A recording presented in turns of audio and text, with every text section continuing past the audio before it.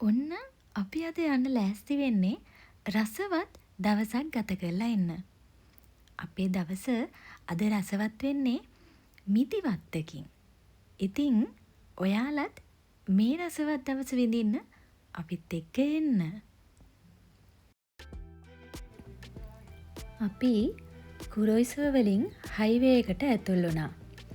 විනාඩි 45ක විතර ගමනකින් පස්සේ ටොචිගි වලින් එක්සිට් වෙන අපි මේ මිදි තියෙන ප්‍රදේශයට පැයක වගේ කාලයක් ඇතුළත ළඟා වෙනවා.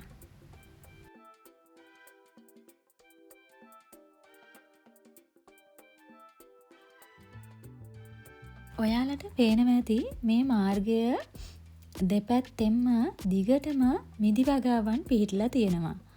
මේ විදිහට මේ වගාවන් කිලෝමීටර් 4-5ක් විතර යනකම්ම විහිදෙනවා. ඒ වගේම අතුරු මාර්ගවලත් තියෙනවා. ඉතින් එයාලා මේ වගාවන් එක්කම තමන්ගේ ෂොප් එකකුත් කරනවා. ඒවැයි ඉඳන් තමයි මේ මිදි විකුණන්නේ. ඒ වගේම මිදි කඩන්න එන අයට අවස්ථාව සලසලා දෙන්නෙත්. අපි මේ ඇතුල් වෙන වගාවට යන්න එක්කෙනෙකුට යෙන් 2000ක ටිකට් එකක් ගන්න ඕනේ. ඊට පස්සේ අපිට මිදි කඩලා කාලා එන්න විනාඩි 30ක කාලයක් ලැබෙනවා. ඉතින් කඩාගත්තුවා කන්න බැරි වුණොත් ඒවාට අදාළ ගාස්තු ගෙවලා ගෙදර ගෙනියන්නත් පුළුවන්.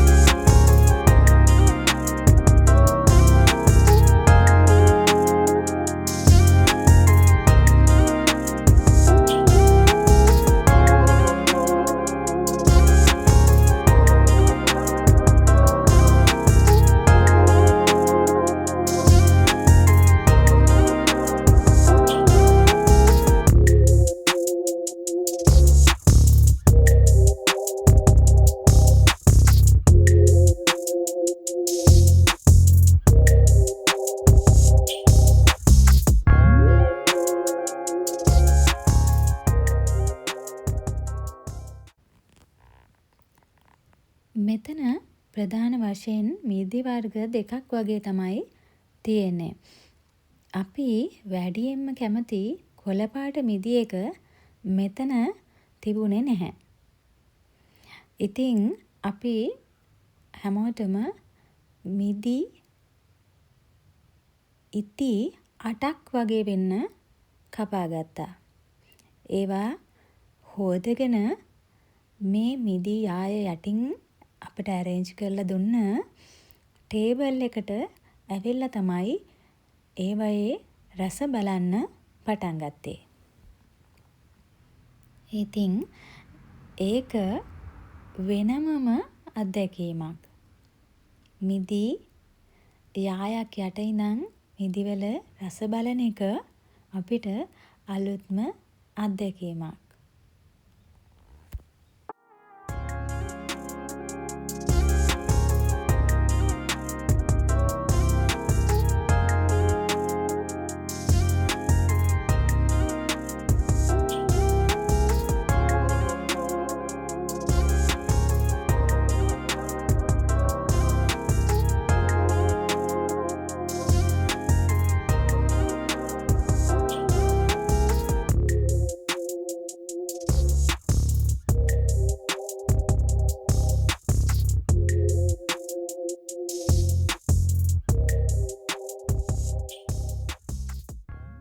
වසර පුරා විවිධ යුද්ධයන් සමග ගැටෙන ජපානය වැනි රටවල් වලට භෝග වගාවන් සිදු කිරීමේදී ඒ භෝගයන්ට සුදුසු දේශගුණික තත්ත්වය ලැබෙනකම් බලා ඉන්නට සිදු වෙනවා.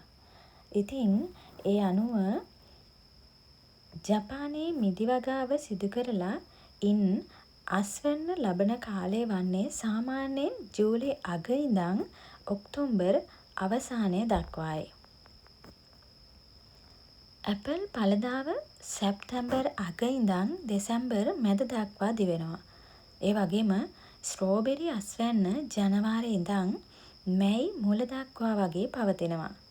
ඉතින් මේ කාලවකවානුවල ජපානය පුරා පවතින සමහර පළතුරු වගාවන්ට ගිහින් අදාළ ගාස්තු ගෙවලා එයාලා දෙන යම් නිශ්චිත කාලයක් තුළ ඇති තරම් පළතුරු කඩලා කාලා එන්න අවස්ථාව අපට ලබා දෙනවා. ඉතින් ඒක ජපන් ජාතිකයන්ට වගේම විදේශිකයන් වන අපටත් ලැබෙන හරි නැවුම් අත්දැකීමක්.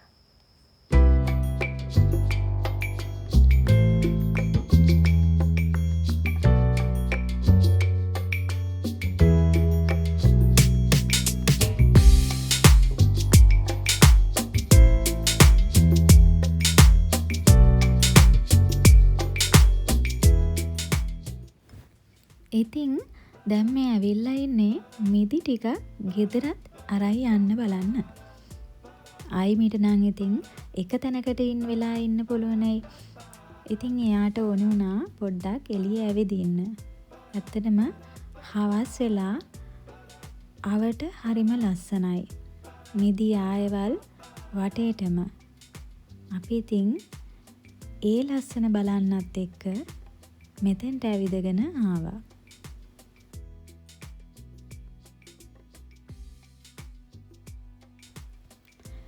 ඉතින් අයියට ඕනේ වුණා එයා කලින් වැඩ කරපු තැනක බොස් කෙනෙක්ට මිදි පාර්සල් එකක් පෝස්ට් කරන්න.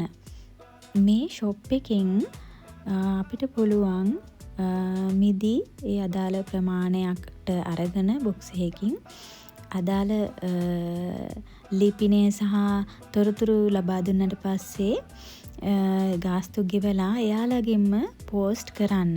ඉතින් ඒ වැඩෙත් මෙතනින් කරගෙන ඉවර වෙලා අපි ආපහු එන්න පිටත් වුණා.